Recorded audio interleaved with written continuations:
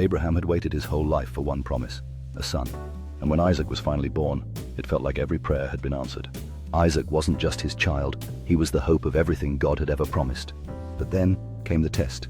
One day God spoke to Abraham and said, "Take your son, your only son Isaac, whom you love, and offer him as a sacrifice." The words must have broken him.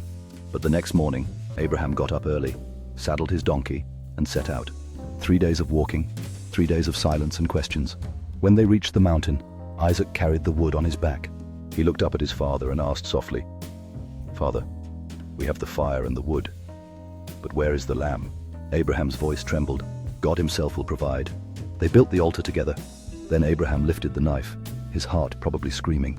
And just as he raised his hand, a voice called out from heaven, "Abraham, do not lay a hand on the boy. Now I know that you trust me." Abraham looked up, and there, caught in a bush, was a ram. He offered it instead. And on that mountain, Abraham named the place, "The Lord Will Provide." Sometimes faith means walking even when your heart doesn't understand. Abraham didn't have all the answers. He just chose to trust. And in the end, God provided, just like he always does. Because true faith isn't about having perfect certainty. It's about holding on when all you have left is God's promise.